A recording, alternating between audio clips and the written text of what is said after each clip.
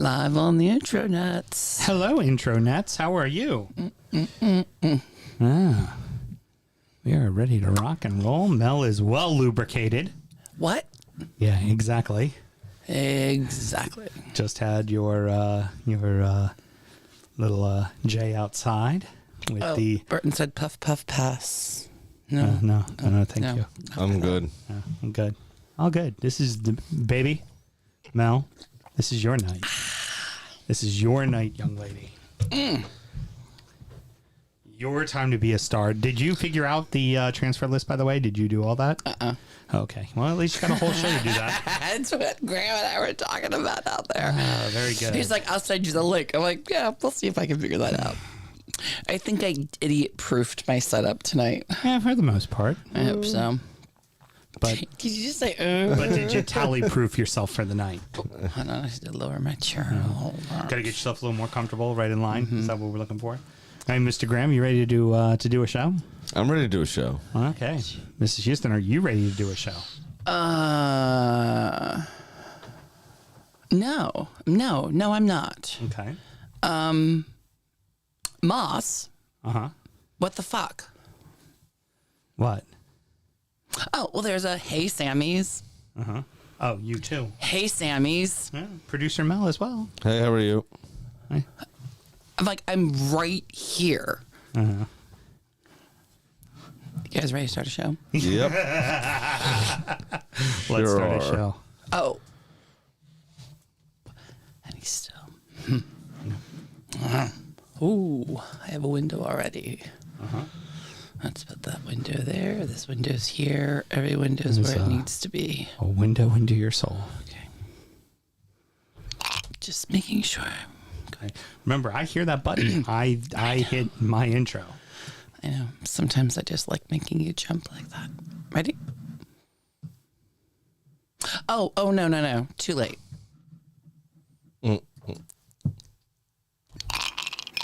This is Simon Torres, Arsenal supporter of Charm City Gooners. You are listening to DU Football Show, and I'm here to tell you that it could be worse. You could be an Everton fan.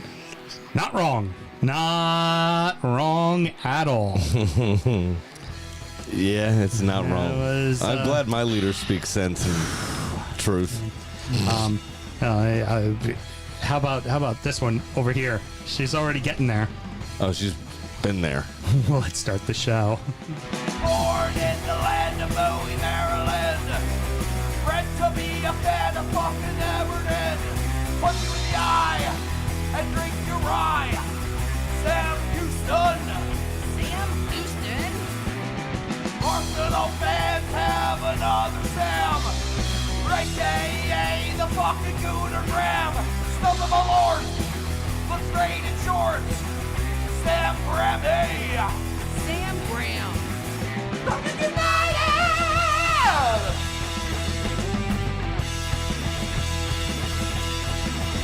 Fucking United!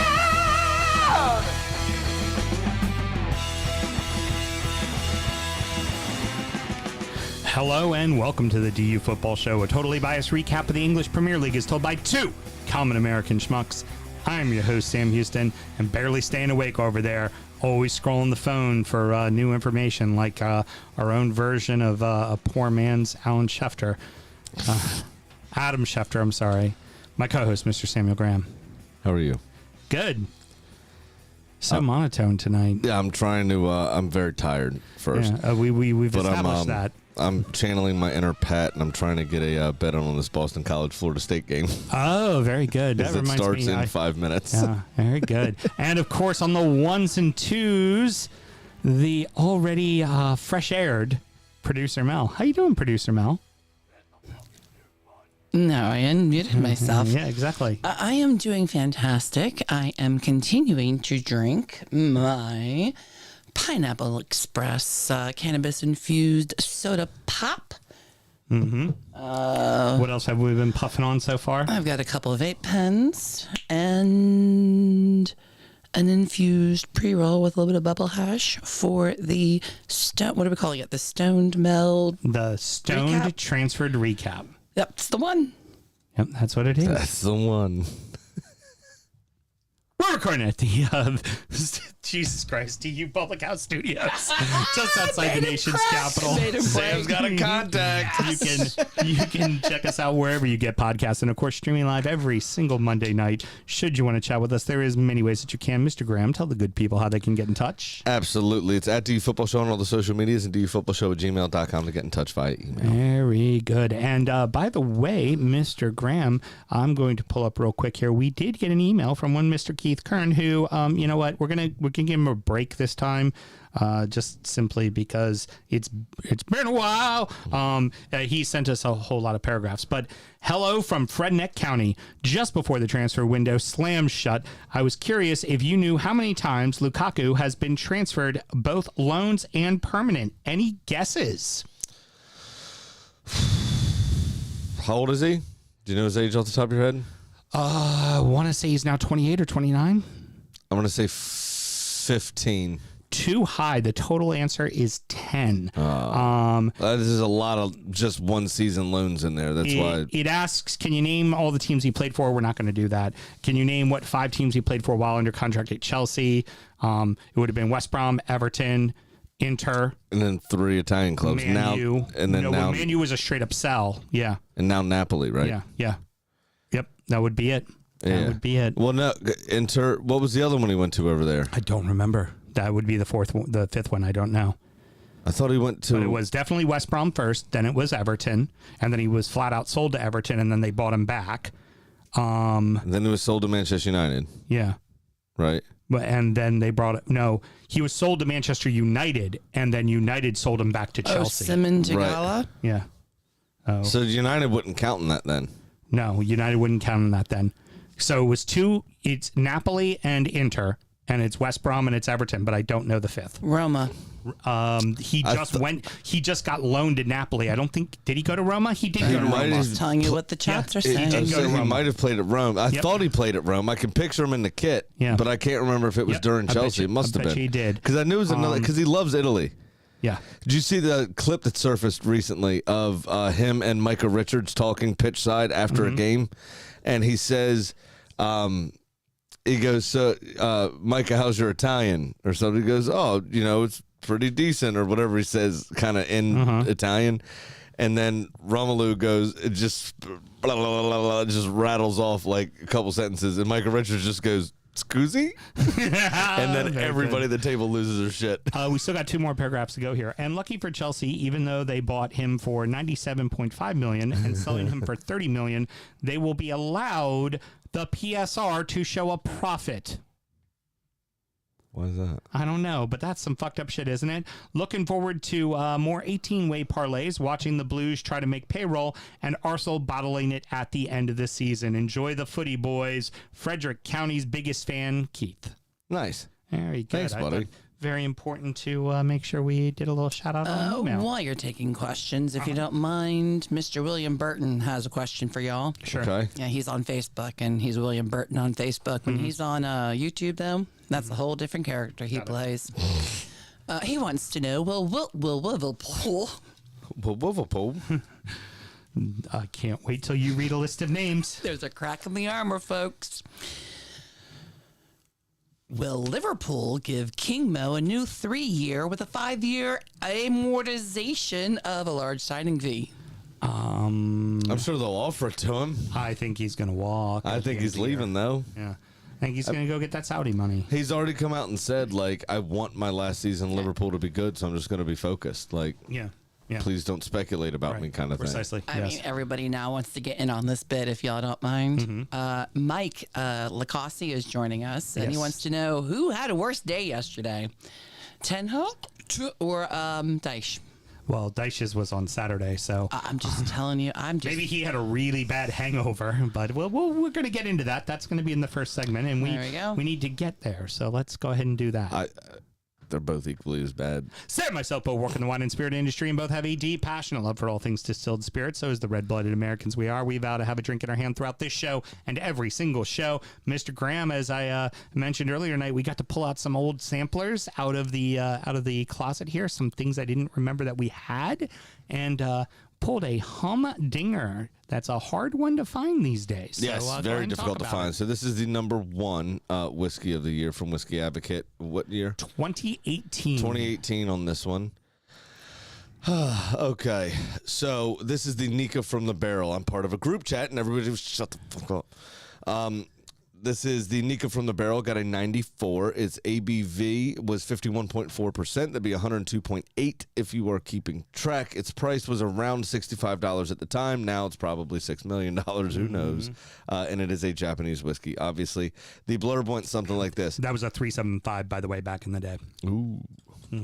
The blurb went something like this. For Nika from the Barrel, it's been a long road to Whiskey of the Year. The Japanese blend made its U.S. debut in 2018, but its inception dates back more than 30 years. In 1985, Nika Whiskey Distilling Company, their blending team, led by Shigeo Sato, designed this whiskey using both malt and grain whiskeys produced at Nika's Yoichi and Mayagakyo distilleries. That's easier to say than Yoichi. Well, Mayagakyo we see quite commonly on the top 20 list. Yeah.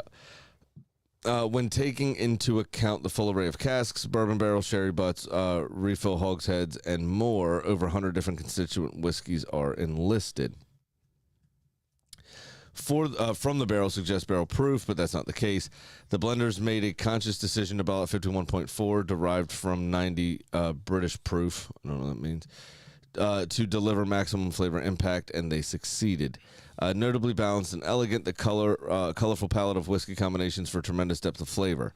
Soft, sweet butterscotch and orange peel meet poached pears and stone fruits. Earthiness appears as dried autumn leaves. The spring ones, I guess, aren't dry enough. Yeah, the spring ones are they're green. Luscious. Yeah. That's just weird. Dried leaves would automatically intimate that they were from the fall. Keep reading because you got like 3 pages of this. I know. Shit to Coffee, read. old oak, and tobacco. Among the tangle of spices, tasters identified chili pepper, allspice, cloves, and universally adored its ginger note. Finally, wisps of smoke and sea salt. Overall, it feels generously malty, with the grain whiskey leading broad sweetness and supple mouthfeel across the long finish.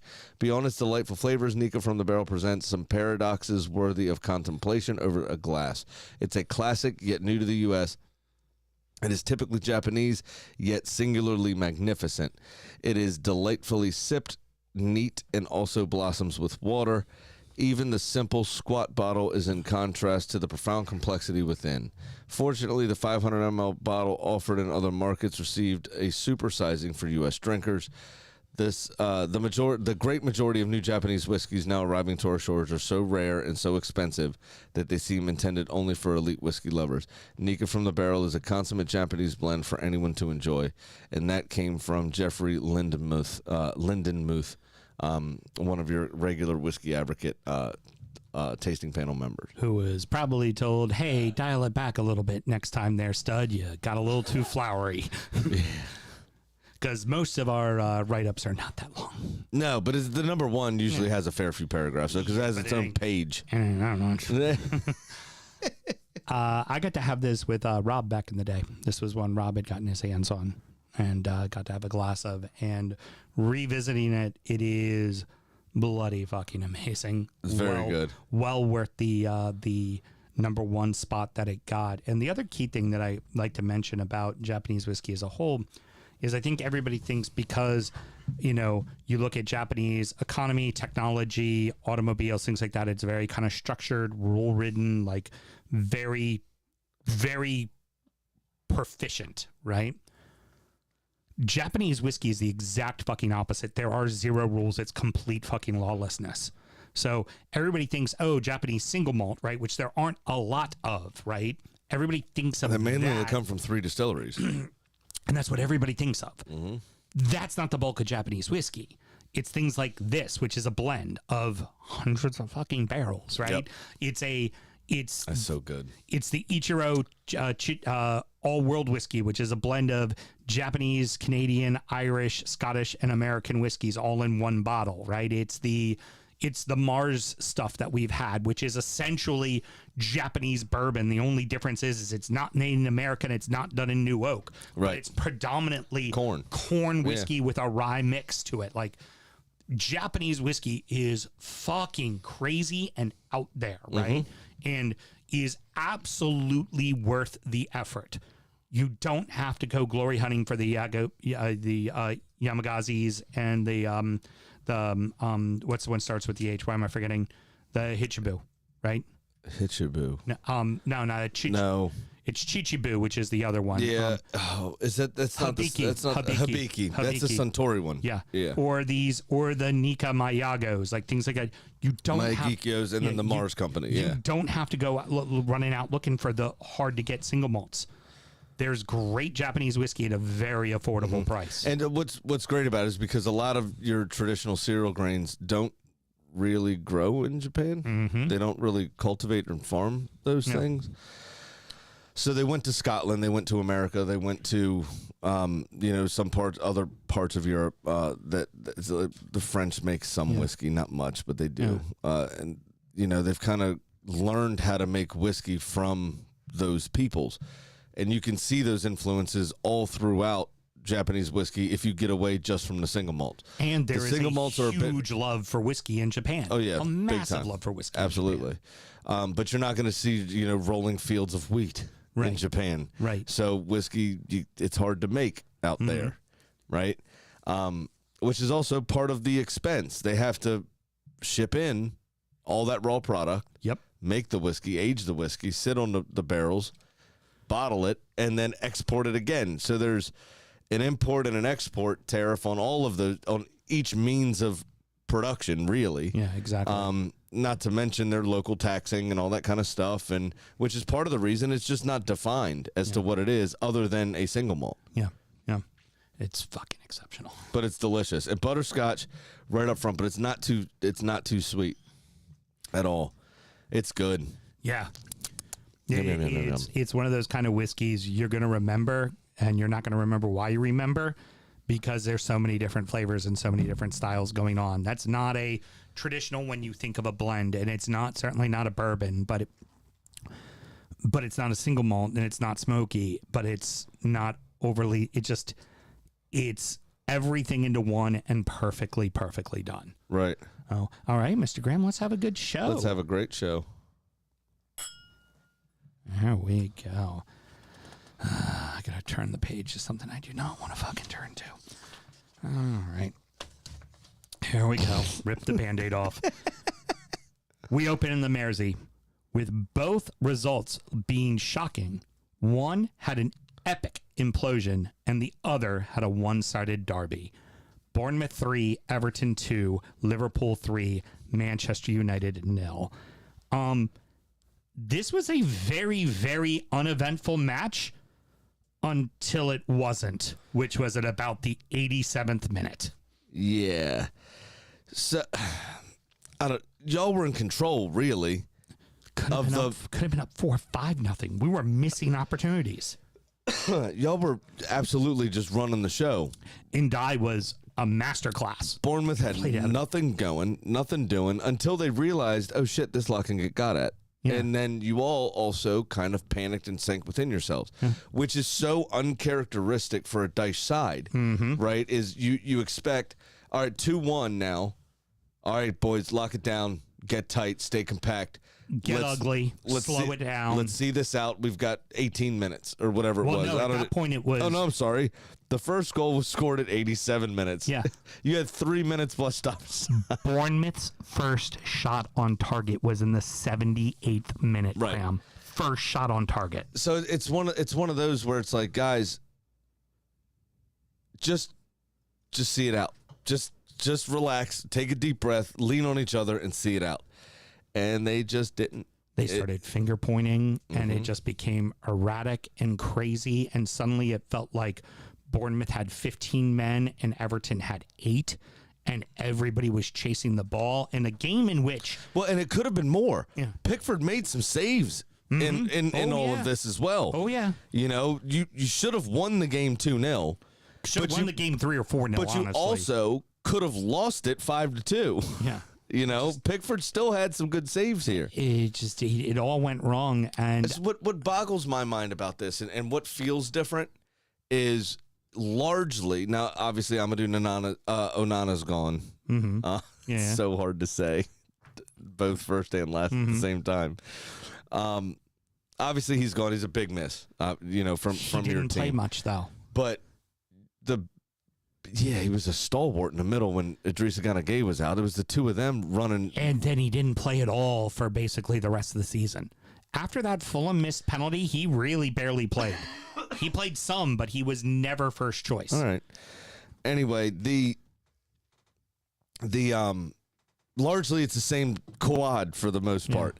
And if anything, they improved. They improved in spots. And most of you didn't have summer football. Right. Where's the training at? Where's the wrapping your head around the system? Where's the drilled in mentality that Burnley had? That's what I'm concerned about. That's what feels different about this. Is some of the mistakes that are being made are just catastrophic schoolboy errors that are it's not like you don't have experienced players, but your manager is used to this as well. Are the players turning on him? Has he lost the dressing room? Or are they just not with it? I know you're missing Branthwaite, but Michael Keane's with 30.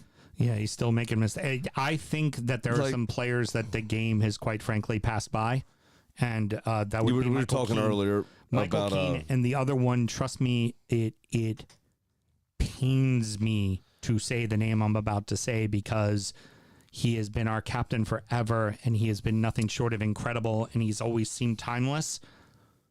Seamus Coleman was responsible for all 3 goals that were scored on us. The 2 crosses on goals 1 and 3. He let them have easy crosses. The first one he got beat and they put off the cross. The second one, he shadowed him and let him cut in and put up an easy cross to the back post. And the second goal that Cook scored with the header, Seamus was the man on him. And it's like, how didn't you just move him a little? How didn't you nudge him a little? How didn't you just get him out of the, like... Well, he needs to go to the Bakuya Saka School of Bodying. Yeah, it's... Because Saka's a tiny little lad, got Lewis Dunk out the way. I will tell you, it was hard to watch footy the rest of the weekend. I bet. It was exceptionally hard to watch footy the rest of the weekend. I watched all the rest of the games.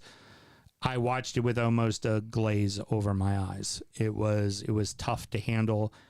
I didn't scream. I didn't yell. It's the most Everton that thing ever that Everton could ever Everton would be to do something like this.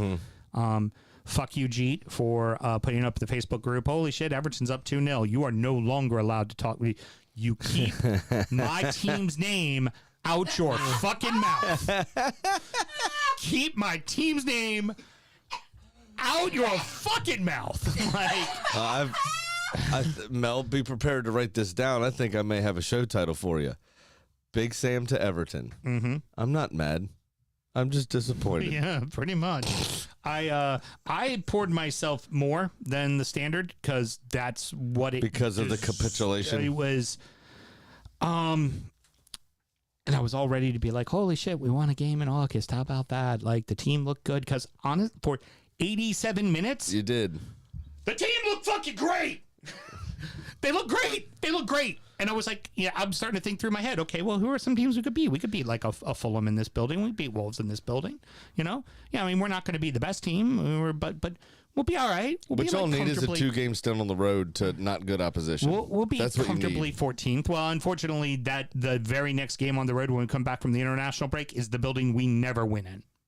Villa. Like, we've won in your building. We've won in City's building. We win in Chelsea's building all the time. You know where we never win? Fucking Villa Park.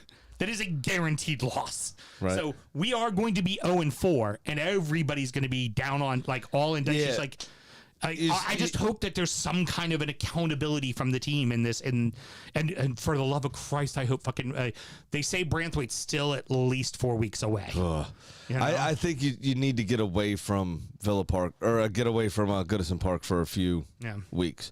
That would be nice. Leicester's coming up soon too, which will be helpful. That just bleeds on itself over and over again. Yeah. That it completely feeds itself. That whole atmosphere of disappointment, of anger, frustration from the players to the crowd, back to the players again, and it's just not great. Mel, you got something? I'm sure the Peanut Gallery's got lots to say. Well, yeah, BX Gunner 81 says getting done by 2 ex-Leeds players got to be gutting. Yeah, that definitely wasn't fun. That definitely wasn't fun.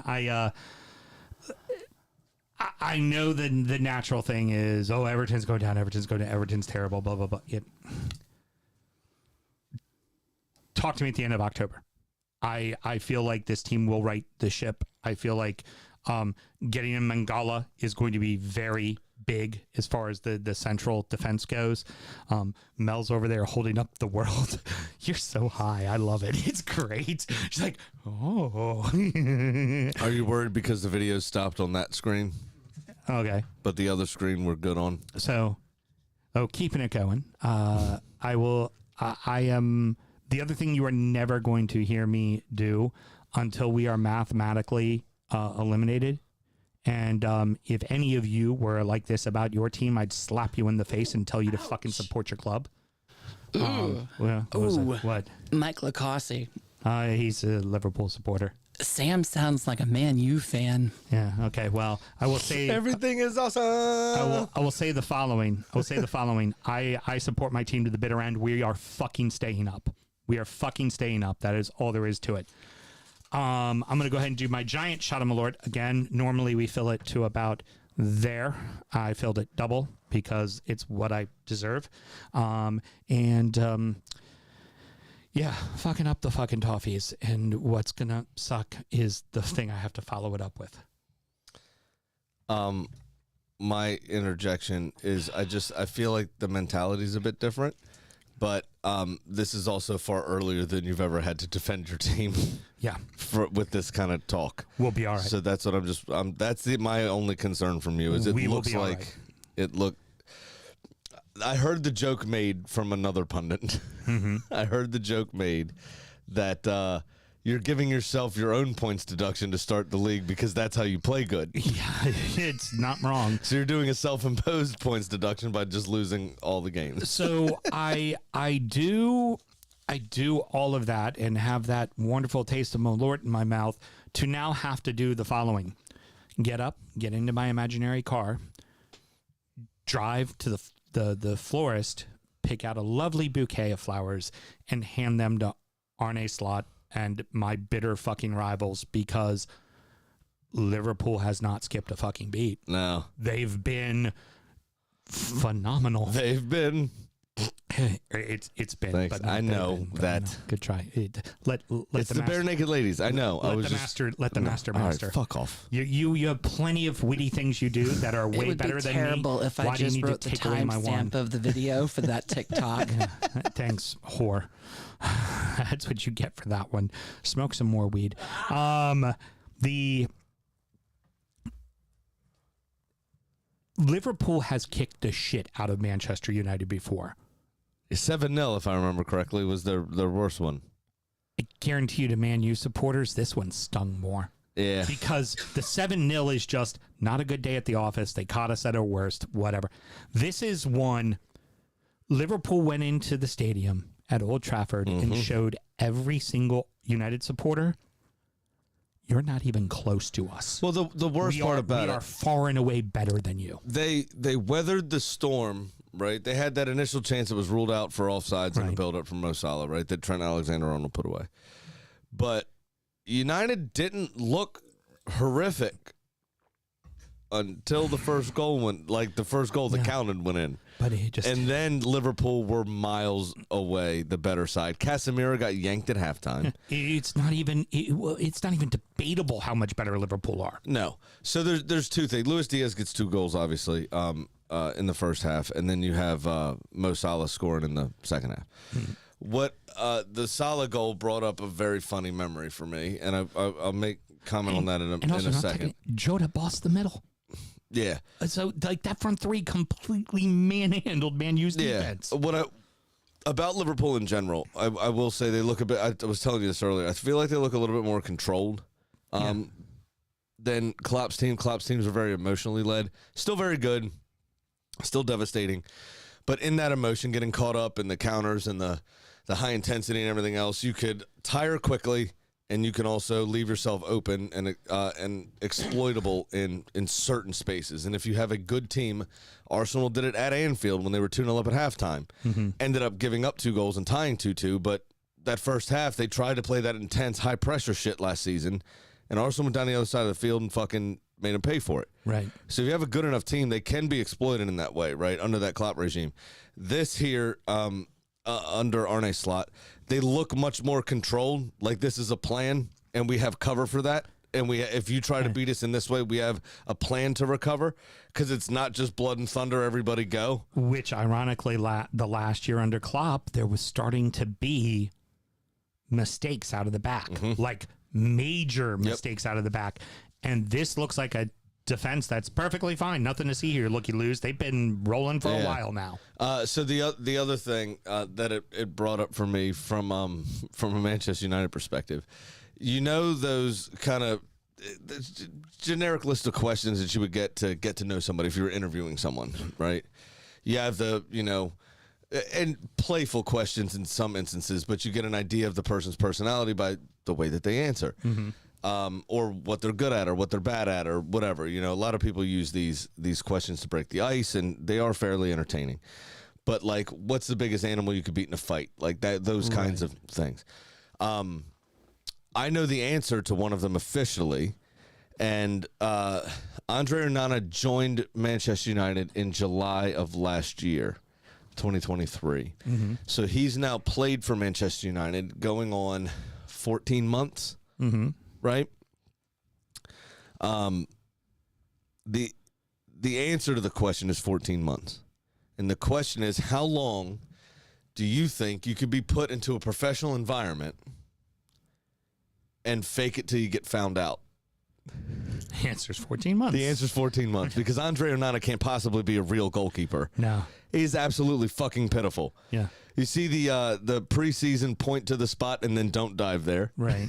Then Mo Salah's goal, he's on vacation somewhere else.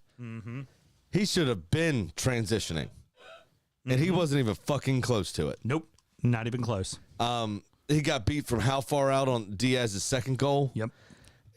It's not good. No. It's not good. And the fact that De Gea has had an excellent start to his Fiorentina career makes them look stupider. Oh, yeah. As well. The fact that Aaron Ramsdale just went to Southampton and they didn't even fucking inquire about him. Dean Henderson's now the number one at Palace. It just makes them look fucking ridiculous over and over and over again. And Ten Hag's position, in my opinion, is becoming untenable. They were very public about looking for a new manager. Right. They couldn't find anyone to replace him, so, hey, we're just going to stick with him. That way we have a built-in scapegoat in November. Well, you probably shouldn't let it get to November based on these first 3 weeks. So you're kind of already answering the question for me. But I want to add this caveat. They still went out and spent for him. They did a lot of movement this transfer window. I don't know how much of it was him. You know? So I think some of it was his connections, but I don't think a lot of it was him. Yeah, so I'm with you. I wonder how long does he get? I think they identified, we need cover at center back. We need cover in this position. We need cover in that position, right? I think they identified what they needed and stuff, and then just leaned on his contacts to get certain people. I don't think he had much say in those signings, to be honest. I do want to mention that with Arne Slot, you have even Pep had a struggle year, right? Everybody's always had a struggle year. They finished fifth Pep's first year, I think. Yeah, and that was the one where they lost to Everton 4-0 at Goodison. Like the one where Tom Davies went like half the fucking field with the ball. Who's he playing for now? I think he's still with Sheffield. Interesting the to hear Blades. his name. Yeah. Double eight. But I mean, here's the one thing I know is for Arne Slot's first Northwest derby, all he had to say was, "That was easy."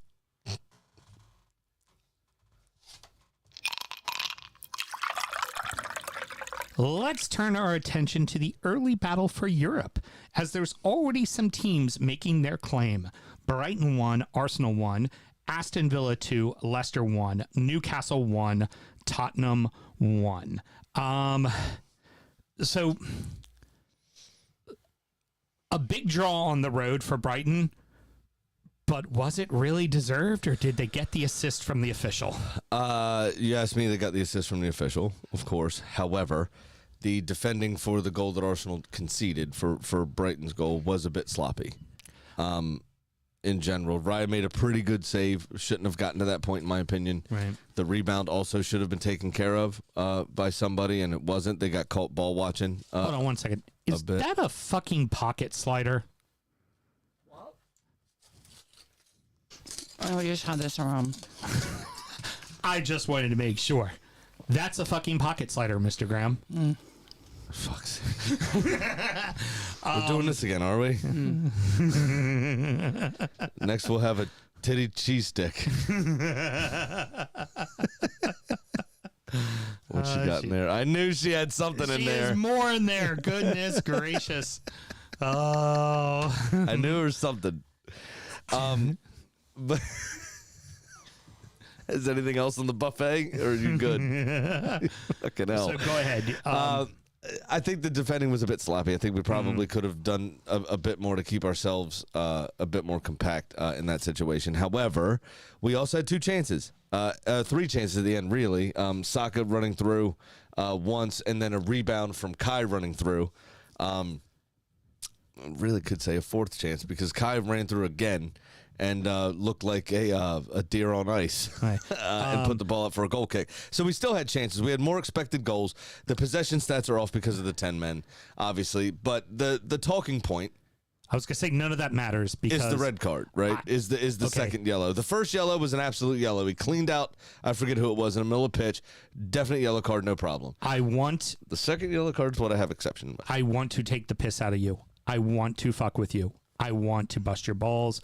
I want to be the contrarian part because I want to see your vein, which, by the way, is starting to show up, old man, too. A little upset. I really wanted to be able to do that, and you look at it. The ball was rolling. You could say Rice gave him something to think about, but the ball was fucking rolling. It wasn't even in play. So how can he be standing in front of a free kick or slowing down the pace of the game when the ball was already fucking rolling? It was rolling. Or when it's not a yellow card. It's not. Or when the distance of the ball that he quote unquote kicked away is 2 feet max. He's not even looking at the guy. The ball's just rolling past him. And then conversely, and this is the big deal about it. You let João Pedro's go in the first half. Yeah, and he kicked it 20 yards. Exactly. Yeah. And he had started, and you can tell me all you want, he was trying to save it. No, he wasn't. You see him visibly pull up his run. He knew that ball was out of bounds. And then kicked it away. Fucking blasted it. Yeah. You know, being facetious, obviously, online, when somebody asked my opinion on this, I said, how does João Pedro get to kick this ball and knock off the cockerel off the top of Spurs Stadium? Because that's about how fucking far the ball traveled. And Declan Rice, literally, the ball rolls from me to you about this, maybe 7 inches outside of the field of play, and that's kicking the ball away to a point that you send the player off. This is a second yellow card. He also, by the way, got fucking cleaned out by Veltman in the same play. The ball was rolling, so there was the ball. It would have come back to retake a free kick had he made contact with the ball.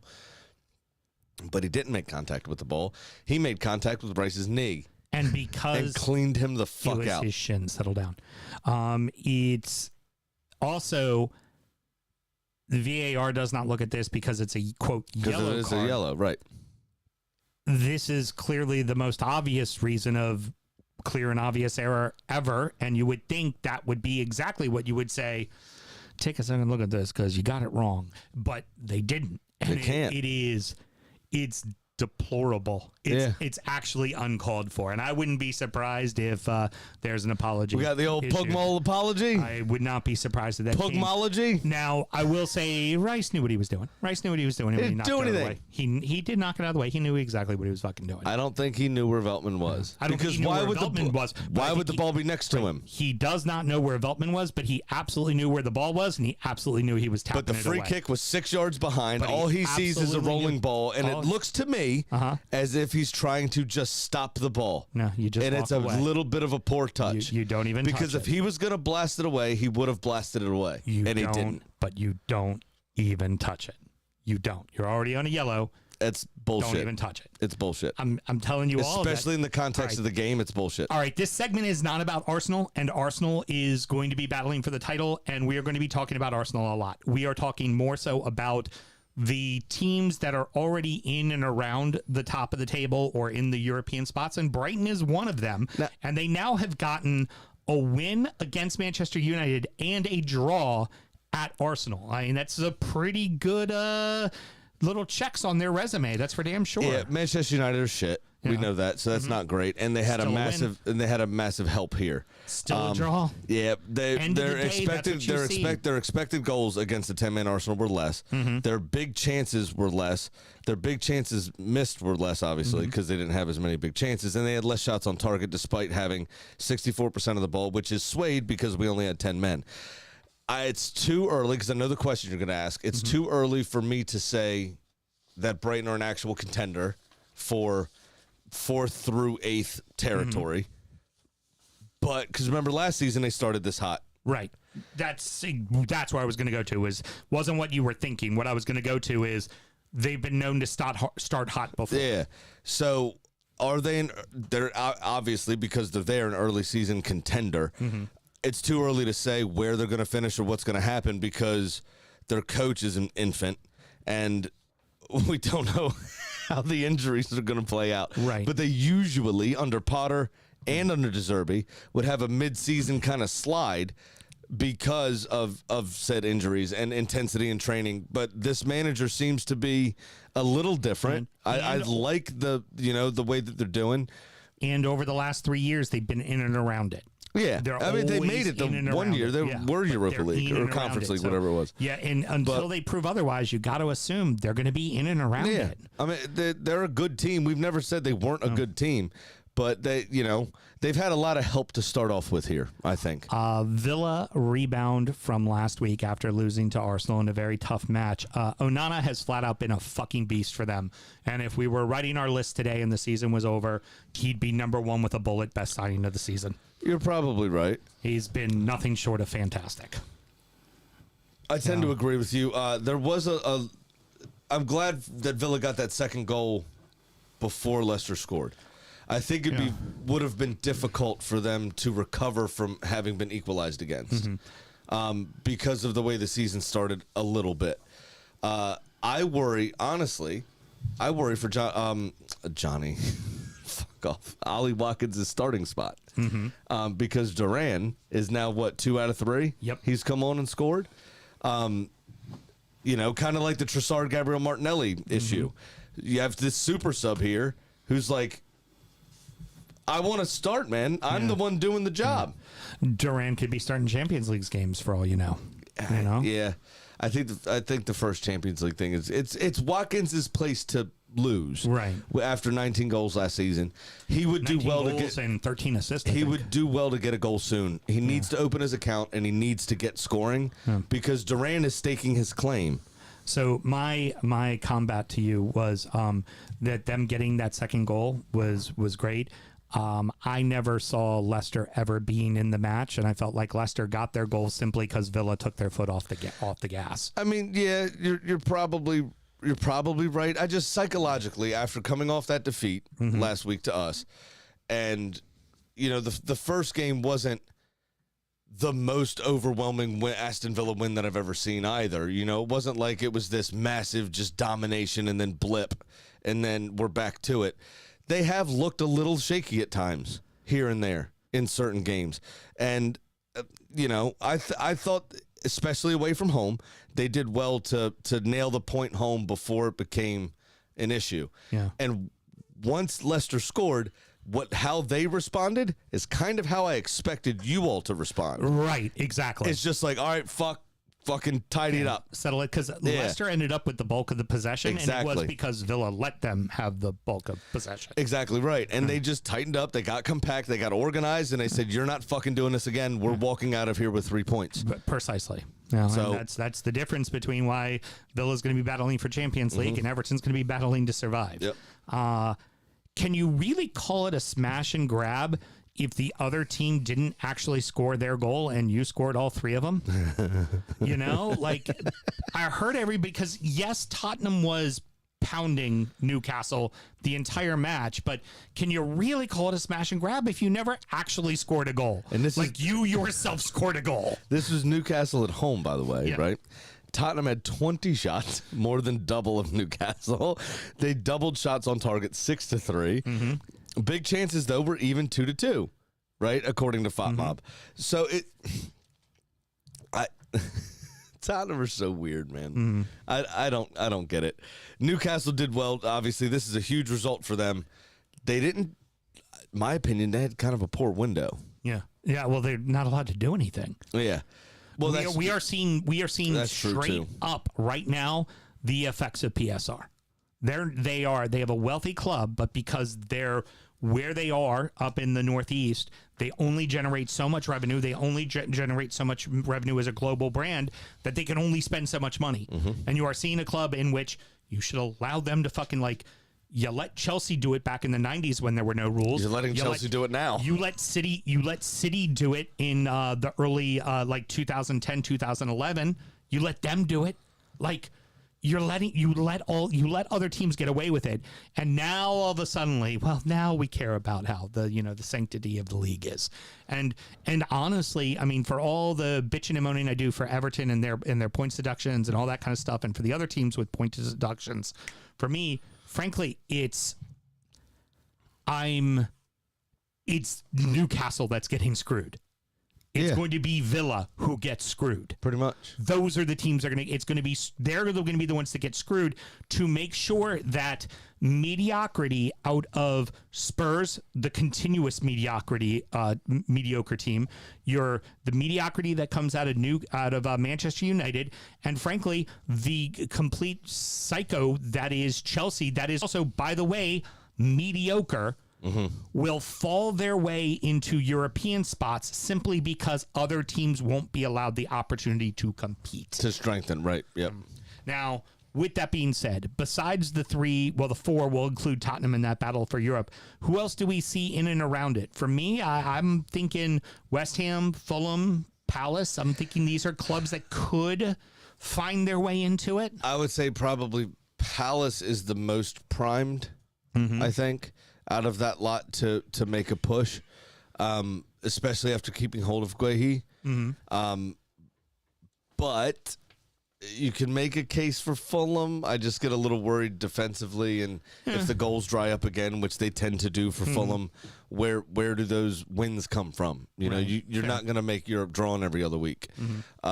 And they are the kings of the draw. Does West Ham get bedded into Lopetegui quickly? Because so far they've been winning, but they haven't been, like, their win wasn't all that impressive. Their two losses were against two really good teams. But it's like, again, when we come back from the break, West Ham and Fulham is a massive match. It's gonna be a huge game. I just think that it may be a bridge too far this season for all three of those clubs, really. Yeah. I think there's other people that are better primed to deal with the rigors of the Premier League all the way to the end than those two clubs are. Along with, quote, the big six, for me, it's Villa and Newcastle in and around it as well. I feel like that's the 8 teams probably battling for those European spots. But even Chelsea, man, with that many, I don't know.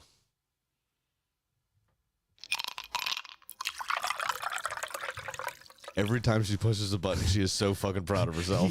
She's sitting there with the vape in her mouth and throws her hands up in victory. I love everybody. I want to let you know, Mel, I can keep the camera on if you want. Mel has had very, very little to say. For those listening, obviously those watching are very aware of what Mel is up to. Mel has just had like a vape pen in her mouth the whole time. She has been going strong. She was trying to hold up the world. She's victorious. I cannot wait to listen to her read an entire list of names. It's going to be fabulous. Sure, Billy and I have been texting. Very good. All right, so rounding up the rest of the league, and so that happened. Brentford 3, Southampton 1, Ipswich 1, Fulham 1, Forest 1, Wolves 1, Man City 3, West Ham 1, Palace 1, Chelsea 1. Ivan Toney was in attendance, even though he's been sold on, which seemed odd. And I would like to say about Southampton, fury and possession signifying nothing. Again. Yeah. They don't have anyone to score goals for them. And they're the architects of their own design when they're giving up goals. They're losing them out of the back. 3 giant chances they gave up, 2 of which were pounced upon. Right, trying to play out of the back, and Brentford made him pay. But their manager is very bullish. This is how I play. This is how we play. This is what we're going to do. And that might work in the championship again. Yeah, it might work in the championship next season. Yeah, it's if you get the chance to stick around for that. For me, dead on 20th. That's where I have them. I think probably 19th because Aaron Ramsdale will earn them 5 or 6 points. Hey, keep them off hell the of a bottom. day at the office for an Aaron Ramsdale. You joined 3 goals and none of them are your fucking fault. I feel so bad for him, man. He's been done dirty. Yeah. You know what is another thing to blame Manchester United for? Because Onana fucking sucks, bro. And you ship off your number 1 backup. Yeah. Where's Ramsdale? Yeah. Onana would never see the field again. Yeah. Ramsdale would and Ramsdale fucking deserves it. Ramsdale started our entire revitalization at Arsenal. He's a quality fucking goalkeeper. Yeah. An England international, an England backup. And the fact that Manchester United does not go for either Jordan Pickford this summer or Aaron Ramsdale to fix the debacle that has been Onana. Right. And Ten Hag has decided to double down is fucking atrocious and a disservice to those 2 players. Aaron Ramsdale in particular because he lost his place in the Arsenal team. Yeah. Back up the Briggs truck, give $80 million to fucking Everton. Everton He played. give $80 million to Everton for Pickford. And then Pickford go and get Ramsdale on a fucking loan deal. Exactly. It would have made perfect sense. Perfect sense. The one thing I will say for Brentford is it was Wissa and Mbeumo who scored the goals, and they did that early last year. Again, right. That's another false dawn potentially. And then they both got hurt. Yep. So can you keep them healthy? If you can keep them healthy, they're going to do what they're supposed to do. That's for darn sure. I hit it. You hit it this I time felt at least? it. Okay, Yeah, I didn't good. kill it, but I felt it. Moving on, Delap with a banger for his first Premier League goal. Just going in midfield, and they were just like, yeah, keep dribbling, kid. Keep dribbling, kid. Oh, yeah. Keep dribbling, kid. As Go ahead, I like to set call yourself it- up for a shot, kid. Go ahead. Put it in the fucking corner, kid. As I like to call it, an Everton. Jesus, it was... The goal's this way, sir. Please go right ahead. What an absolute rip. And then we were singing his praises last week with Traore, and Traore gets the equalizer. A game that I think you feel like that's a draw earned at home. And if that would have been at Craven Cottage, they probably would have lost that because it felt like Fulham was the better side. They were the better side. The other thing is, it seems like Marco Silva's talked about this. They've identified certain spots for Adama Traore's game that they want to focus on. We need you to do this at this time and be this place. I don't know really him as a player because it's always been raw talent, quote unquote. Right. Of course. Even though he's 25 or 26 or whatever he is now, it's always been raw talent. He's fucking strong as an ox and he's fast as shit. But it's that final third that's been an issue. It's that final ball that's been a problem. And I can't tell if it's his football. Like, I can't tell if he's an idiot or I can't tell if he's emotional. Right. But it's one of the two. It's either you're getting too excited and your feet are moving too fast for your body to keep up, right? Or you just don't know what you're doing and you're making the wrong decision. So Marco Silva seems to, and again, he said it in I think it was last post-match, that he specifically identified these aspects of his game to work on this summer. And we've seen at least an assist, a hockey assist, and now a goal finally from him in this game. So he's becoming consistently dangerous, right? He's 3 for 3 in important contributions so far this season, right? And that's what we all want to see from him. That's what we all want to see from Adama Traore. Right. Is finish the raw product. Yes. It's great to have that raw product. Now give us your potential. Show us. And he's finally doing it. And that's awesome for Fulham. That may be the thing that does put them in that Conference League conversation. So I didn't even put it into my notes, but I can just go ahead and tell you that Nottingham Forest and Wolverhampton Wanderers played a professional football match in the English Premier League. Yeah. Was it the Wolves goal that was excellent? Yeah, I think so. Chris Wood header off a corner, big surprise. Right, shocker. Chris Wood scores on a header. No, it was for me. It was the Belgrade banger. That was literally like 2 minutes later. Yeah, I think it was very similar to one of the Bournemouth goals. I think. No, this was from outside. All the Bournemouth goals were inside the box. There was somebody else that scored a goal this weekend. I can't remember who it was. Delap. You're right. Delap. It was Delap. Yeah. You're right. It was Delap. But he was just kind of turned on the hell of edge of the box and just had fucking rifled it in the top corner. Hell Love of a it. hit. For me, I think Forest is going to be in and around the relegation battle, and for Wolves, this is probably 2 points lost. And again, this is the power of the home building, right? That they're at the City Ground. That's probably why they ended up with a draw. By the way, on injury time, I called it. I said it was going to be either 3-1 or 4-2 for City West Ham. You did. And I said 2-1 or 3-1. Yeah. Also, yeah, you're right. But we called it. We agreed at 3-1. Yeah, we, I mean, great minds think alike. I said 3-1. You said, "Oh yeah." Like, how could you? Yeah. I mean, you can't just deny us. Sam Stradamus is Sam Stradami. This time, it wasn't a wonder goal from Cunha. It was an own goal from Ruben Diaz, and then counts just the same. And then the Erling Haaland show. Yeah, this fucking guy. Man, if only somebody had been smart enough to draft him number 1. Wait, it wasn't me. I mean, Jurgen Strand Larson is so solid good. 2 points. So good. Solid 2 points. What a great player. I know, just the best. So good. Haaland, the worst part is you don't even have to fuck up that bad. Yeah. He's so efficient in his movement. Yeah. I mean, West Ham didn't lose the ball in a great spot, but it was just off of Paquetà's foot, and he's trying to recover. I think he bumps Haaland before he picks up the ball. Uh-huh. If you count the time from when Haaland received it to when the ball was in the back of the net, I think it's like 2.6 seconds. Yeah. Yeah. Like just the efficiency of movement, the wherewithal, the just plan in his head to execute, do it, and then the sheer ferocity with which he struck the ball. 2 games, he's on 7 fucking goals already. At this rate, I was trying to think about this in the car. So there's 38 games in a season. Mm-hmm. 36 would be 12 times 3, and then you add in 2 more, right? Right. So 2 more, say 4 goals, which was his average at the end of last game, was 4 goals. So you have 4 there, and then you take 12 times 7, right? Because there's 3 sets, or there's 12 sets of 3 total. So if he averages 7 goals every 3 games, 12 times 7 would be 84.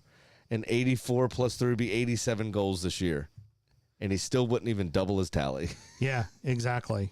Exactly. I think we're looking at the likes of Messi and Ronaldo numbers from his career, honestly. Yeah. It's absurd. It's pretty insane. It's absolutely absurd.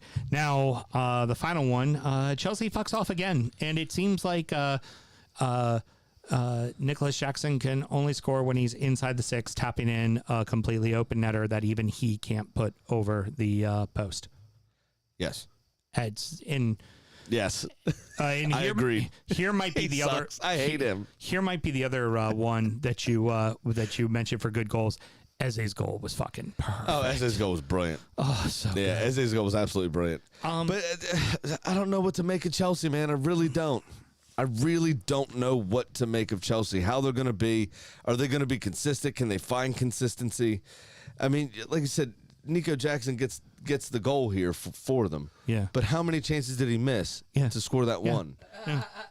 It's just like I just don't understand what Chelsea are, what they're going to be. They did have more possession. They did have more shots. They did have more shots on target. They were at home. You would expect this to happen. Mm-hmm. But I was never really convinced. Yeah, I'm not convinced by him either. Like, I really don't know. Mel, you have something for us?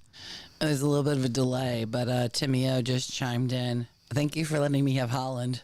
Yeah, no problem. My pleasure. Yeah, it's great. It's the least I can do for a fellow toffee. Rubbing the salt in. That's how it is. That's like brother on brother crime right there. Now, I will say that there was for Palace, this was a very good transfer window, not just because you kept Mark Gay. You actually brought in another center back, Wolfsburg's center back who played with Glasner. And then you bring in Naby Keita too. Like, there's a very, very decent window for them, all said and done, which is surprising because I think we were all expecting that was the team that was going to get pillaged right before the window because that's their history. Some good players, yeah. That's and that is their history. You're absolutely right. Oh, very good. And we have to talk just a little bit longer because Mel's smoking a bowl before I end the segment. Big Sam's. Sure money. Hey. Yeah. Hey. You literally sent me a note Mel. that said, be ready for Big Sam's lock of the week. So Right. I have been sitting here ready for Big Sam's lock of the week. What segment comes after? Hey. You know what? Well, I know that. No, you're good. Hey, You're good. hey, do better. I followed the exact directions you All right, gave me. Mr. Graham, this is your segment. I'm Take gonna it back need over. Cloud 9 to float back down to earth for a second. I lost again. Yeah, you minus did. 200. Yeah. How'd you do? Well, I won, and I'm now up $118. Big Sam's Lock of the Week. That's better. You know, Sam, 50% of the time, it works 100% of the time, big boy. There you go. All right. This is the part of the show. Normally, we give you a bet to better inform you about how you should be betting. Don't do what we do. And do what I do. I fucking win. One every Straight bangers twice a season, guys. in the black. Anyway, what you should be doing, though, is listening to the segment, taking your massive enjoyment out of it because it's funny to laugh at us. And make sure you follow us on TikTok at DU Football Show because we're not going to make bets until we know what the injury situation looks like coming off the international break. Right. So Friday, before the fixtures resume in the Premier League, we will be posting 2 videos to TikTok, one with Sam's bet, one with my bet. And make sure you follow us there as well. That way we can live stream on TikTok too. Because you can only do that if you have a certain number of followers. Yeah. So at DU Football Show on the TikToks. And you'll see our bet as we come off the international break. And then you can hold us to account on that. When it's shout out to everybody who's been corresponding on TikTok too. We love it. And if you found yeah. the show through TikTok, let us know. We fucking yeah, please, we'll give you a shout out. Yeah, absolutely. I mean, that's super important now. We've got ads, bro. Yeah. Now We're big. I know. Well, We're kind of a big deal. you wouldn't I don't know- know if you've heard of us. you wouldn't know this unless I told you because you don't sound check. I don't fucking check anything. I No, know, you no, just not don't at have all. time for that. I just have full faith in Mel. Is all it is. Oh, okay. That's exactly. Yeah, I just trust my team. That you know is what I mean? that is a bold statement considering what we are about to get into, Listen, Mr. that's Graham. what You a have full good faith in leader Mel. does. A good leader just trusts their team, Yeah, yeah, to get their exactly. jobs done, Yeah. and they do it. Well, We made 63 fucking cents.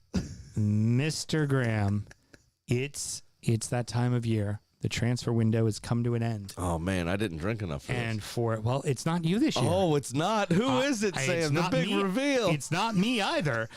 Every single year, this started the very first season, just a reset for anyone who's new to this. This started the very first season. We had our good friend, Chef Bentley. Chef was Bentley, in old Pat. was in the studio with us. And it was, I asked you to just Can I kind hear of. the outdoors? Yeah, it's okay. Yes, you can, but it's I fine. love that. It's a little ambient noise isn't a bad thing tonight. We can also hear it. Yeah, so we can hear it loud and She clear. said, "Can I hear the outdoors?" Yeah. Yeah. So can we. We are getting her in the right Shut the fucking fucking spot. window. So I asked Sam Graham to go over the list of the transfers, and I had imagined that Sam would be smart enough to just kind of go through, block out the fuzzy noise, and just kind of do what he's supposed to do and read the list. Problem was, is Sam was already intoxicated. By the way, guys, thank you for tuning into the DU Football Show. No, you're not getting away from this. Well, It's your no, turn. just the regular people. Just go now. No, you want to stay. Hi, Amy. Okay, so you want to stay for this one.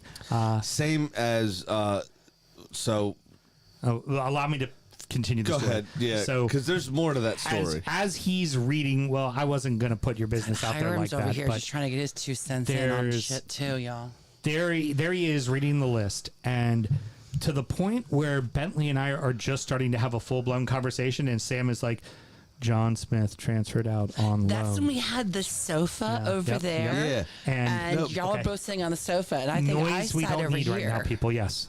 No, he was hitting his Yeah. weed vape. Yeah. It got me more fucked up than I thought I was. Yeah, exactly. That's right. what happened. So all of this happened, and at one point, Sam's just reading the list, and I think we're on Chelsea, and It was Bentley early on. famously just goes, "He's still going," and after that, we decided, you know what? That was pretty fucking hysterical. We're going to start making Sam get drunk and read the list every fucking year, and it has gotten progressively worse and worse and worse, and until 2 seasons ago, we started doing it to the point where we would have Sam do it from his house and Zoom. I'm going to just close my window for a second. Okay, gotcha. And Zoom. And the last time you did it, you passed out while talking about Southampton. I think it was Southampton, yeah. The problem there was Tottenham, Wolves, and West Ham to still talk about. You literally passed out on camera, completely blacked out, snoring. They at could the hear end. me snoring. Yeah, that was Snoring the other as thing. I finished the list for you. So, as a good sport, I said, you know what? I'll do it for you. Avery was born, so you weren't able to be here. Right. Alan sat in, my brother from another, and I did a party bucket of 99 bananas. I believe I had 14 or 15. I was insanely blackout drunk, and by the time I got to the end of the list, I got up, said, I'm done, walked into the bathroom, and threw up violently. And then I have yet to drink 99 cents. Well, time out. Yes. You did not make it to the end of the list. You made it to Leicester. Yeah. No. It was Wolves because. Oh, was Wolves? Yeah, because okay. Connor Cody had gotten rid of it. That was on sound check. You said it was Leicester. That's why I thought it was. But I also missed. Hiram texted me, Young Hot Freshness. You're better than this, Mel. No. Hiram, guess who's doing it next year? Tag, you're it.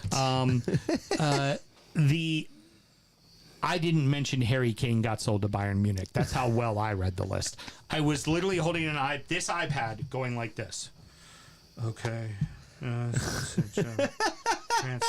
That is what I was doing. And Mel has graciously volunteered herself to do this. Christian goes, what about Houston getting fucked up? I'm like, dude, we literally just told that story. Yeah. So, and I'm the one that's stoned. so producer Mel's not a huge drinker. She drinks for taste and not very often.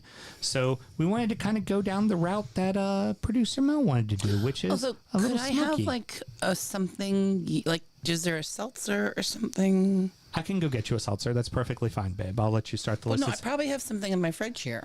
It's probably the like really shitty spiked ones that aren't that good. So I'll get you a seltzer out of the cooler outside. I'm fine Or with that. something from my fridge is fine. Okay. It's fine. All right, whatever. Graham, would you mind grabbing problem. something that is not an IPA out of the fridge Is for there anything that's Melissa? not an IPA? Is that what you're telling the There world? might be. There should be some Okay. seltzers in there. So Wolves have no natural strikers. that's right. That's right. Sam said in his drunken stupor, wolves have no natural predators. And that was fucking brilliant. That's perfect. I absolutely love it. Hiram, because I do love you, let me go back and get your comments in. I say it once, I'll say it forever. We will truly know by the end of September how the rest of the season will go. Mm-hmm.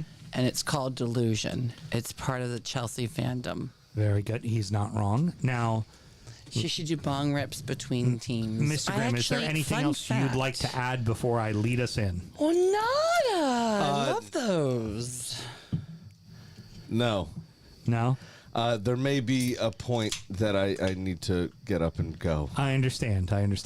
But I'll stick around for the first few for sure. All right. Ladies and gentlemen, boys and girls, I give you the newly revised, smoked transfer recap. Go get him, producer Mel. First, sure ability to answer your question. There will not be bong rips because, fun fact about me, while I am a fan of the dugout, I do not like the bong. The sound, the bubbles, it just creeps me out. Arsenal in Lucas Nygaard from North Jalistan. Gonna need to be a little bit quicker on this already, young lady. Sorry, David Rea, Brentford, Tommy Setford, Ajax, Ricardo, California, Bologna, Yeah, that was pretty good. Mikel Merino, the real Sociedad, Okay, yeah. As opposed to the fake Sociedad, Sam. Rashid Oh my Sterling, God. Chelsea, out. Eric Ramsdale to Southampton, Eddie Nakah to Palace, Kahid to Scores! That sounded like a move in Dragon Ball Z. I will say, Mr. Graham, all in all, a very the good Real window for you Valladolid. guys. Earl I Smith think Rowe he's gonna be fine. to Fulham. I think you did well. Here, I'm going to turn my mic down so you guys can talk. No. I know the bit. I know the bit. Hey. I want to help the bit. On to the list, young lady. You got a job to do. Less talking, more talking. Micah Barrett. Oh, I can't even read the comments while I do this. Y'all are It's not asking your me job. too Just much. you need to. What Yeah. if you go on YouTube and read the comments? No. We'll be all right. up Go. YouTube on your Okay. phone and Go find out what ahead. they're saying. Okay, Read I the list, young can't. lady. Micah Barrett, Sturmgras, Omadi Benjamin, Everton, Lewis Brown, West Ham, Caitlin Giron, Dynamo Bucharest. What the fuck is she talking about? Just let her go. It's where they went.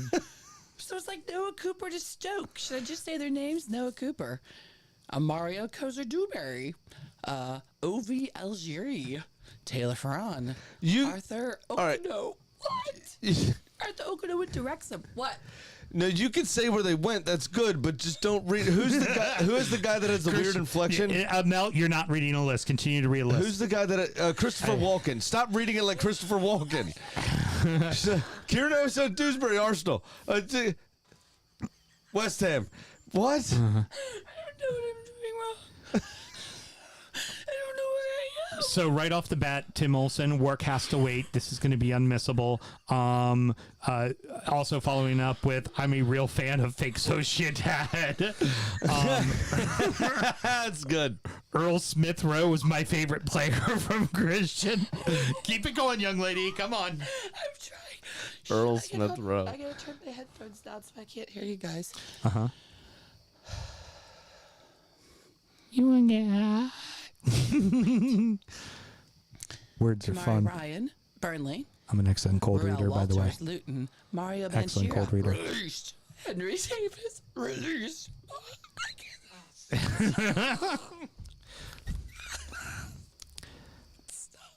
Aston Villa, moving on. There's a bunch of guys released. Villa. Ooh, we got Ethan Amundsen Day from Copenhagen. Oh, okay. Cameron Archer from Sheffield United. Ross Barkley, who, by the way, his favorite crayon is now officially Claret from Luton. And Look at her knowing our jokes in a throwback. From Juventus. Lewis Dobbin from Everton. Samuel Jr. Keep reading, young lady. Omar Kahid, Ian Masterson, Chelsea, Ahmad Unana, Everton, Jaden Philogene, Hull Sure, City, Billy. West Brom. Olsen, kittens. I brought already kittens. Okay, so leaving us, let's see who I've actually heard of. Oh, Musa Diaby. Oh, I'm sorry, he's gone. Douglas Louise, yeah, very sad. Ashley Lehman, very, very sad. Alicia, Lehman.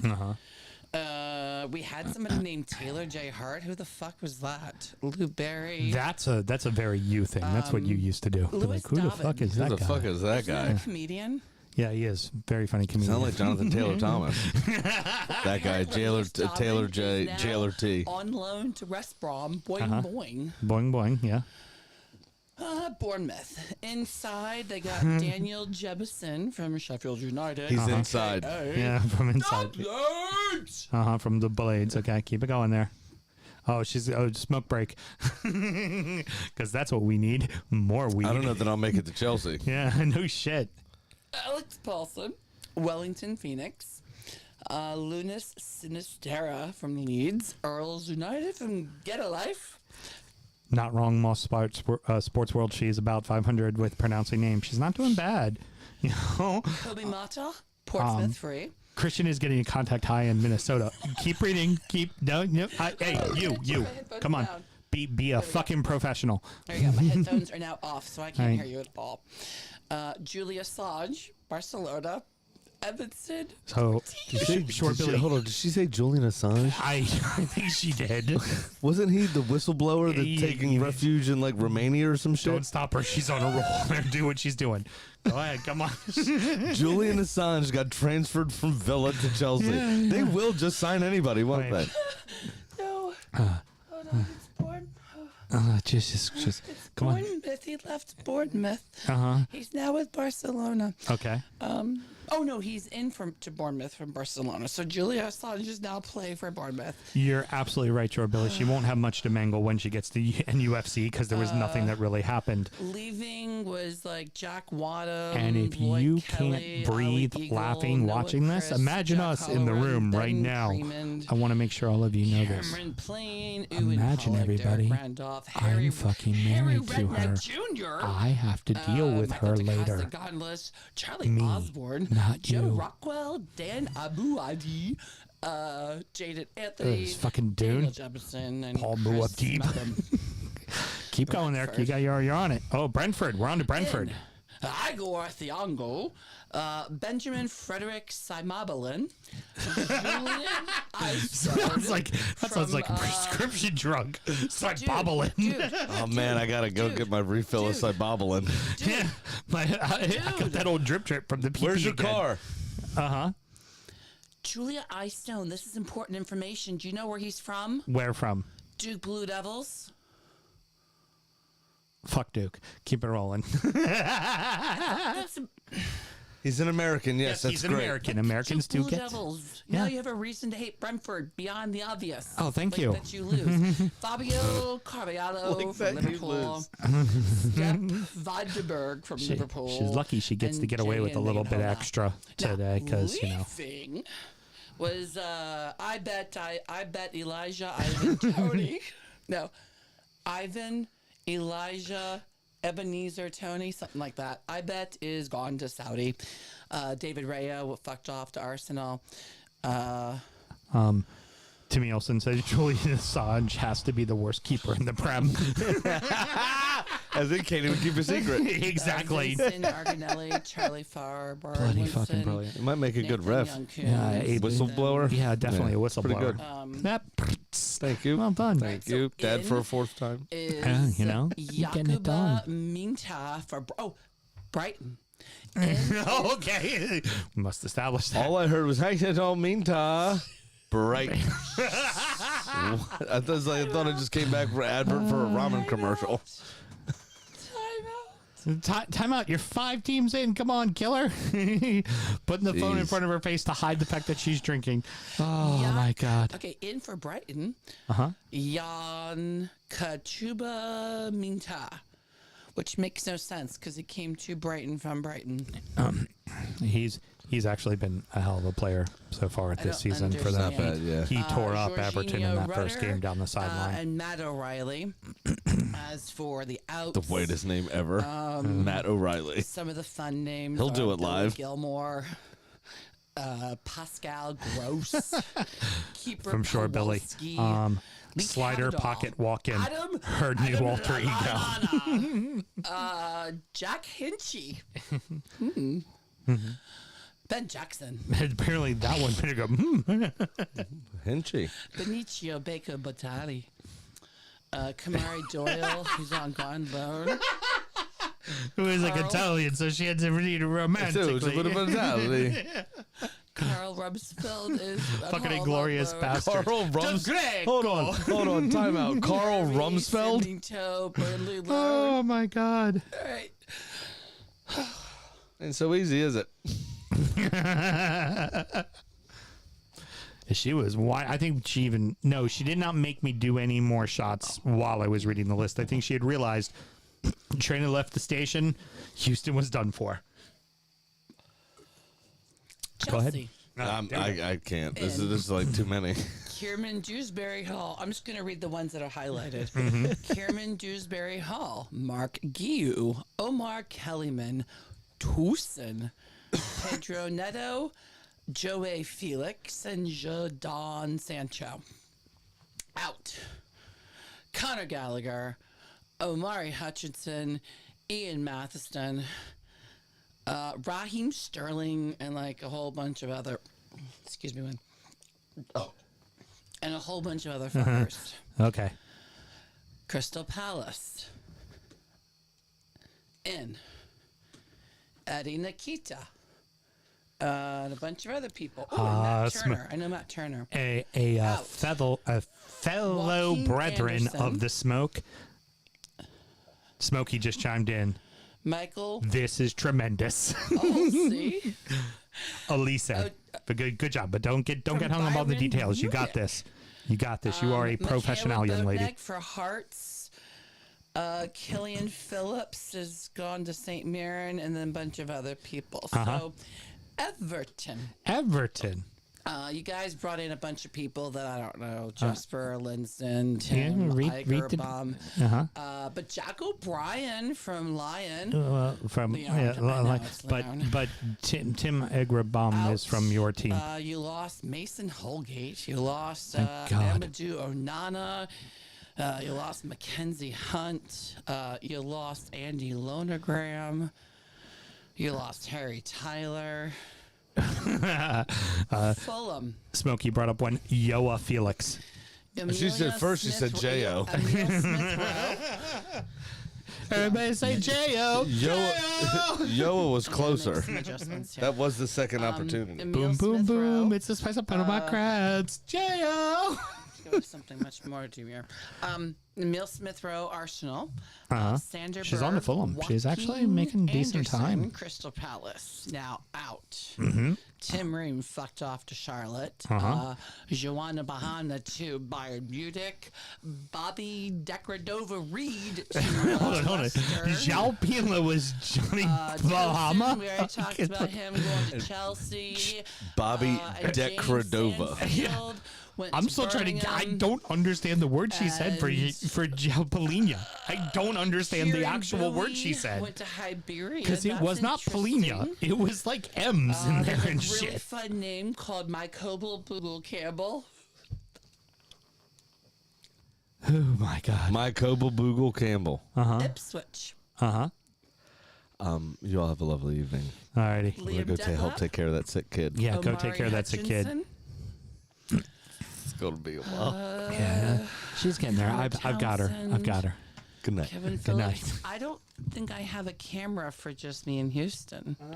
That's okay. Hope I can figure That's all right. something out. Just leave this on. Just leave mine on. I don't. Superimpose a cricket later. We'll be all right. I don't. Fuck. All right. Caden Jackson. Can now turn and focus all my attention on my lovely bride. And you out there in the internet. Can you turn the lamp off right there? I'll join the chats when I get home. Can you? I'll join the chats when I get home. Perfect. Because I'm gonna have to help put these babies to bed. Yeah. Step that light off on your way out. Do you want to connect your phone to the Bluetooth and y'all can talk while he's in the car? We're good. We're good. No worries. No, we're fine. We're fine. Go ahead and Just keep in reading the case, list, ma'am. I disconnected my Bluetooth. So you can do whatever you want to. Timmy Olsen, I love decoding my Christmas tree. Oh, my goodness. Oh, my goodness. No, we're not moving her anywhere. She is perfectly good. That is a good point. I'll do that. You go ahead and keep reading your list, young lady. Well, now that Graham's gone, I don't have to rush. No. You're making a very timely reading of the list, young lady. You're doing a bang up job, and I'd like you to continue to focus on It's said fine. list. The transfer recap is only going to go out to injury time or people that are paying attention. There's no way I'm putting. Maybe I'll put it in the public. We'll find out. Mr. Graham put himself passing out to the People pay world. for it though. No. Come on, get back to it, Mr. Venmo at Melissa Houston HUST. Okay, I need you to read a list. Boys, I think we might have lost her here. No, I got it. I can do it. Uh-huh. Okay, here we go. Where did I leave off at? So, sure, Billy he Graham just is gone. So, yeah, What? sorry. I'm talking to the chat Okay, on I'm the gonna line. turn my earphones down a little bit again. Okay, go ahead. Shit! Holy crap! Why is? No, I don't like that angle. Uh-huh. You asshole!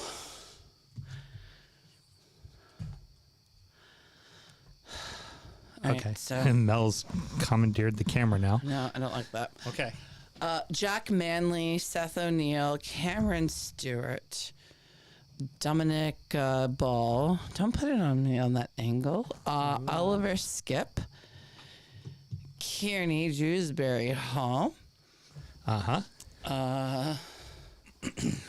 Let's see. You're on the Liverpool. Wow.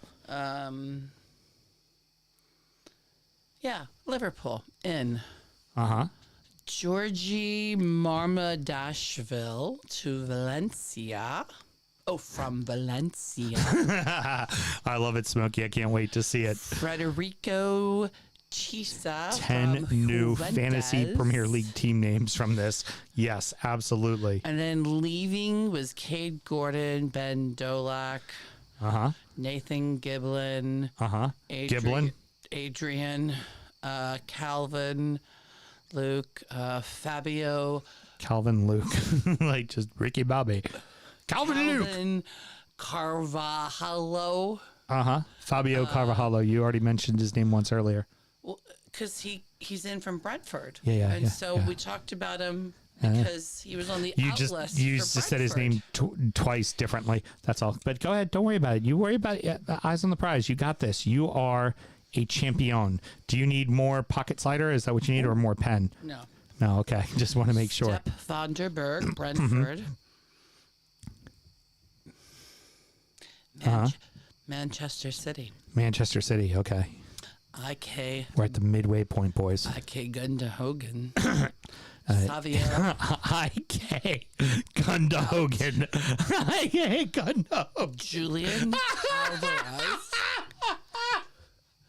Liam. Oh my gosh, from that is fucking brilliant. Switch. Oh my Doyle. God. I need to go ahead and just text that one to Graham right now. Gomez. I'm just turning my volume down. I don't wanna hear you. Yes, I just got a text from Russ Everyway that said Bon Jovi's Blaze of Glory would be a good song for reference right now for Mel. Not fucking wrong. Go ahead, keep reading. Don't worry about me. You do your thing. KK. OK Key to Spartan Rotterdam on loan.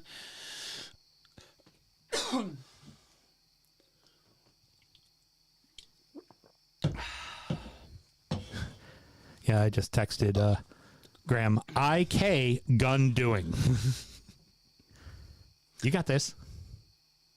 Manchester United. Oh, okay. Very good. In Lenny Yolro from Lille. Joshua Zertsky from Bologna. Mathis Delight from Bayern Munich. Nusar Mazzori from Bayern Munich. And Manuel Ugarte from Paris Saint-Germain. And then some guy named Siku Kone from the Guardians.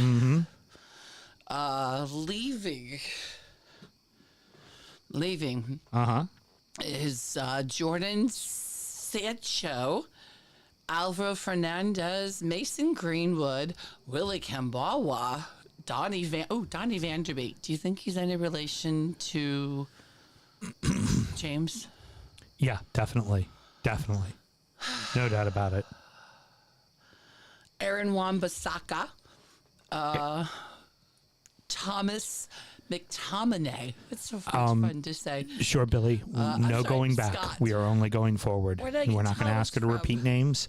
How This did is I a get journey, Thomas with McTominay? and we're all on it That's so together. weird. You, I'm sorry. I, Scott McTominay to Napoli. all on this together, boys and girls. We'll be all right. Newcastle. Lewis Hall, Chelsea. Graham just hopped on. Goes. I'm listening. This is absurd. Davis. IK Gun Da Hogan. That was Ikai Gundogan. Okay, that's what she said. Okay, Graham. I just want to make sure you know that. Odysseus Vlachodimos to Nottingham Forest. Lloyd Kelly to Bournemouth. I don't know where the accent came from all of a sudden. to Birmingham. To Birmingham. William Osula in from Sheffield. Now, leaving Newcastle. Leaving Newcastle. Elliot Anderson to Nottingham Forest. Katuba Minte to Brighton. Jaoe Wahite.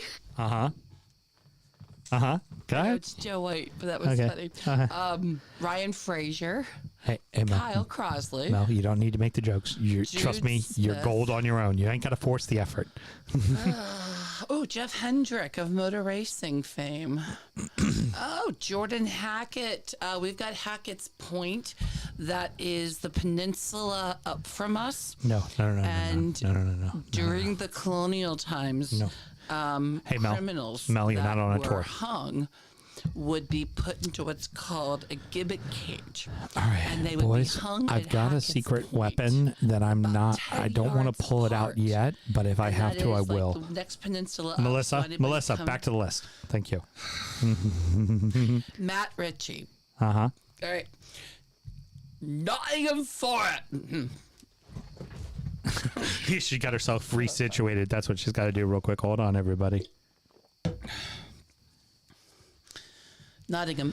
I didn't hear her say it either. Again, Short Billy. You read that list, girl. Harrison Last year, Ashby, I Taylor completely Ross, skipped Matt Harry Ritchie. Kane getting sold to Bayern Munich. It's all part of the journey. On the out, On the out. I have nobody going to Bayern Munich from Newcastle. Mel, don't listen to me. That was from last year. It was his goalkeeper. Very long name, but I need you to stay on Nottingham Forest, please. Remember, we are always moving forward. We never look back, Mel. Never look back. Nottingham Forest in Elliot Anderson from Newcastle, James Ward-Prowse, West Ham, Morado, Beneficia, Eric Di Saliva Morio from St. Paul, Nicolo Minikovic from Fiorentina, Marco Stabnik. Not wrong. Mr. Graham from the car on the way home said, fun history facts do not hit the same like fun animal facts. But mine are real. All right, Marco Stamnik, Shea Cahill. And I agree, David Smokey. Camaro. Because I gotta. Ba-da-da-da-da-da. Go ahead, Mel. Keep on reading.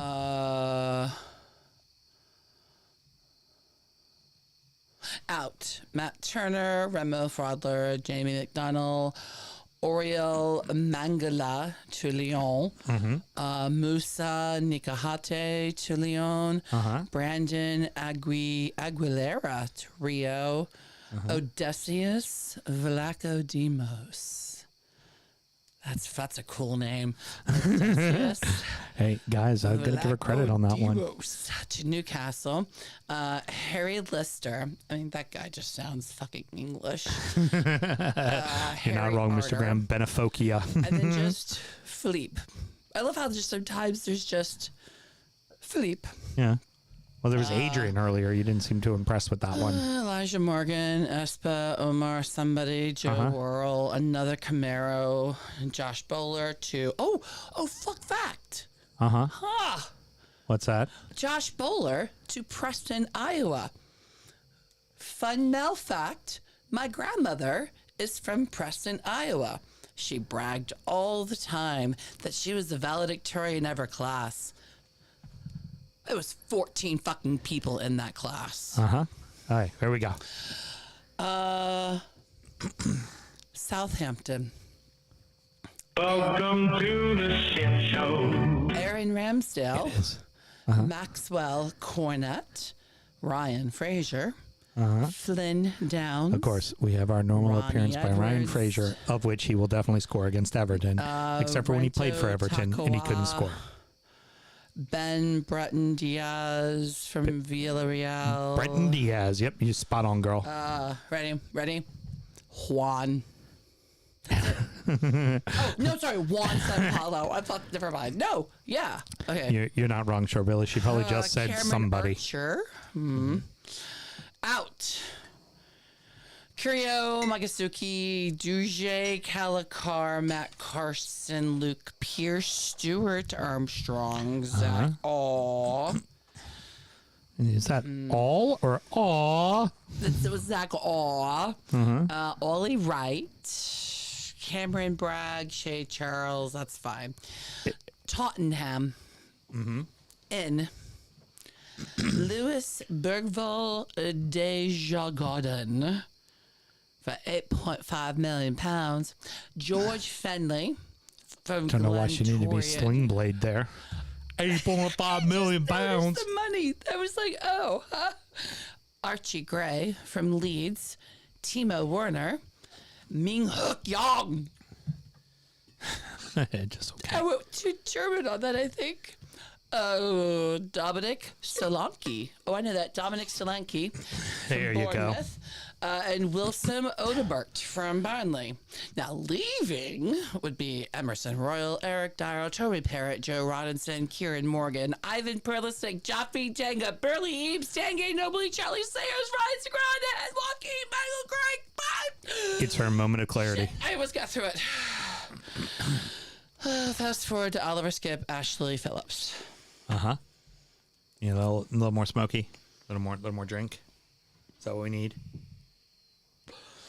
Can you tell me what the chats are saying? You know that Jim Smokey loves Brazilian Kevin, and the Graham said you actually went through one well. We need a little pocket slider there.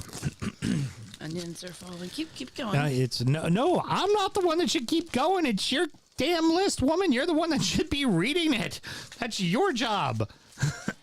Oh my God! It's. Christ. Sorry, Russ. Gotta apologize to Russ for that one. Lord's name, please. Thank you. That's good. How the hell is the atheist the one telling you to keep up on this shit? Oh my goodness. This is a mess. Where was I? Where were you? All right, ready? It's like she's all over the place. Where was I? Like hyper focused. West Ham. West Ham. Here we go. Here we go, Smokey. In Louis Guilherme from Palmeiras for $25 million. Max Kilman, Wolves. Wes Fotheringham, Carlos Solo, Crescendo Somerville, Nicholas Furrug, Gilio Rodriguez, Jean-Claire Nicholas Tobido, Furrug. Aaron Wan-Bissaka, Mohamedou Mohamedou Conte, Carlos Soler, out. James Ward-Prowse, was that a smart decision? Maxwell Cornett, Naive, Azegard, Side Benjamin, Sebastian Booth, Kean Forson, Liam Johnson. You're not wrong. She is kind of on Levi, autopilot right now. Patrick I don't disagree George, with that. Mohamedou Conte. How's he both in and out? Oh, he's in and he's loaned out. So they bought him and then they loaned him. So that's why he's on both lists. You're a fucking genius. I get it now. You get it now. Okay, now you get it. Everybody, it's a moment of clarity. She gets it. That was weird. In. Oh, wait. Wolves. Wolves. I think we're on to the last club. Final club. According to Sam Graham, they have no natural predators. Or according to the chats, they have no natural strikers. Smokey, you say it's full Raj. I thought it Tommy was. Doyle. I thought it was for rug. She said. Carlos Forbes.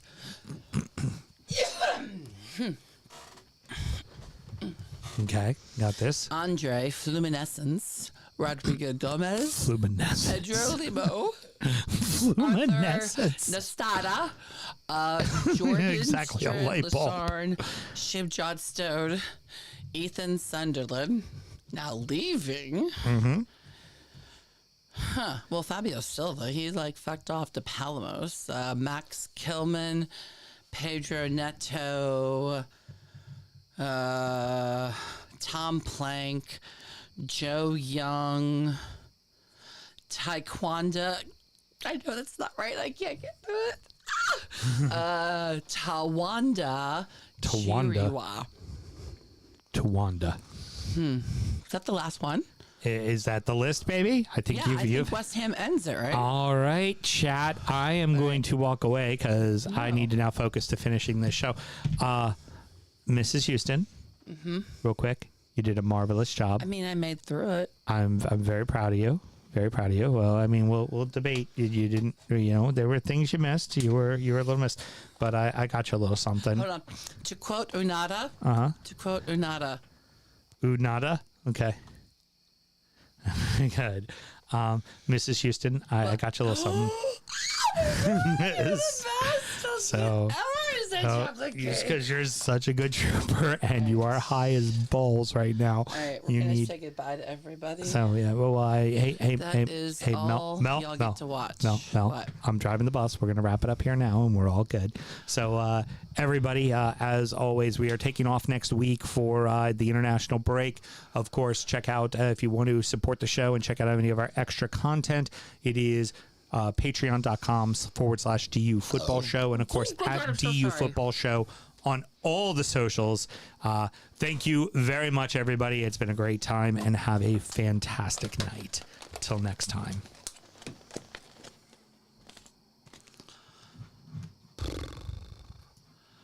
All right, well, I stopped the audio.